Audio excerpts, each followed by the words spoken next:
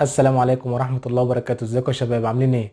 ها وقد اعلن موقع الفانتزي الرسمي عن اسعار اللاعبين لموسم 2023 2024، وكانت المفاجأة الكبرى هالاند ب 14 مليون عشان يكون رابع لاعب في تاريخ اللعبة يوصل للرقم ده بعد كريستيانو رونالدو وفان بيرسي وتيري هنري. وبيني وبينكم انا مبسوط ان هالاند نزل بالسعر ده، وكنت اتمنى ان ينزل بسعر اغلى من كده كمان ب 15 او ب 16. وده لان هالاند بصراحة بوظ اللعبة السنة اللي فاتت، لعيب واحد مع كل الناس كلها بتكابتنه كل جولة، فده قتل اثاره اللعبه السنه اللي فاتت بصراحه. فاعتقد ان المسؤولين عن اللعبه كانوا اذكياء جدا ان هم ينزلوا هالاند بالرقم ده، واعتقد ان ده هيصب في مصلحه اللعبه، لان انت كده يا معلم لو هتجيب هالاند فانت محتاج تضحي، واختيارك لهالاند هيأثر على كل اختياراتك في التشكيله. وكمان بعد ما هالاند نزل بالرقم ده فاعتقد ان فكره الجمع دلوقتي ما بين هالاند وصلاح وهاري كين اصبحت شبه مستحيله. وبالتالي اعتقد ان مثلا لو نسبه امتلاك هالاند السنه اللي فاتت كانت 80% و85%، فنسبه امتلاكه السنه دي اعتقد ان هي هتقل شويه، ممكن توصل ل 65% 70%،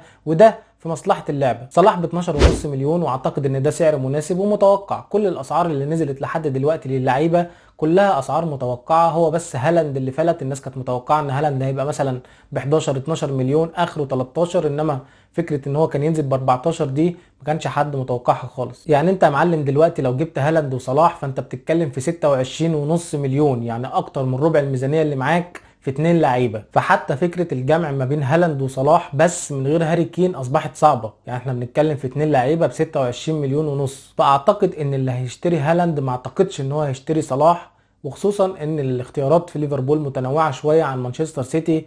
انت ممكن في مانشستر سيتي تشتري هالاند وتقفل على كده، ما تشتريش منهم حد تاني، انما ممكن في ليفربول تفكس لصلاح تشتري ماك اليستر اللي نازل ب 6 مليون. يعني لو يورجن كلوب لعب بيه في مركز 10 اعتقد انه هيبقى خيار مهم جدا للعيبه الفانتازي في السنه اللي جايه. فاختيار هالاند هيأثر على نسبه الملكيه لمحمد صلاح. اعتقد ان الغالبيه العظمى هتروح لهالاند، وهتروح لاي حد تاني بسعر رخيص من ليفربول. وكمان الصعوبه كمان ان ده في مركز وده في مركز، فمش هتعرف تبدل بينهم، ان انت تجيب ده في ماتشاته السهله وتبيعه وبعد كده تجيب التاني في ماتشاته السهله.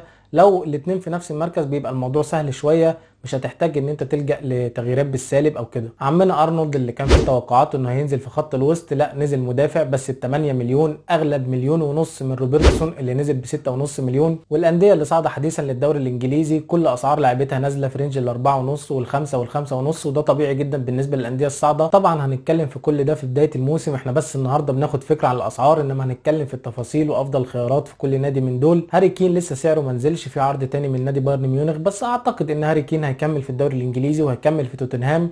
ولو تم التاكيد ان هاري كين هيكمل في الدوري الانجليزي فانا مش هخرج هاري كين من تشكيلتي تاني، ومش هكرر نفس الغلط اللي غلطته السنه اللي فاتت. متروفيتش مهاجم الغلابه نزل ب 7.5 مليون، اعتقد ان سعره مناسب، كان مقضيها طول السنه اللي فاتت اصابات، اعتقد ان هيكون ليه دور مهم السنه اللي جايه في اللعبه. اهم اتنين لعيبه في نادي وست هام، بويل نزل ب 7 مليون، بن رحمه نزل ارخص بمليون نزل ب 6 مليون، وراشفورد نزل ب 9 مليون. راشفورد ب 9 مليون، اعتقد ان ده سعر كويس جدا يخليك تفكر في راشفورد من دلوقتي. والحيره اللي كانت ما بين لاعبي نادي برايتون السنه اللي فاتت ما بين ميتوما وماكاليستر وسولي مارش هتتكرر برضو السنه دي، بس ما بين ميتوما وسولي مارش وباسكال جروس، لان خلاص ماكاليستر راح نادي ليفربول. الثلاثه نازلين ب 6.5 مليون، ميتوما وسولي مارش وباسكال جروس، اللي اعتقد هيكون له دور كبير بعد رحيل ماكاليستر. هيفكرنا باول مواسمه مع برايتون اللي كان عامل فيها شغل عالي قوي فانتازيا لو حد فيكم فاكر. فالخيارات كتير السنه دي، واللذيذ كمان في الموضوع ان الانديه الانجليزيه بقت بتبيع اللعيبه لبعضها. يعني هافرز اتنقل من تشيلسي لارسنال، عندك ميسن ماونت اتنقل من تشيلسي لمانشستر يونايتد،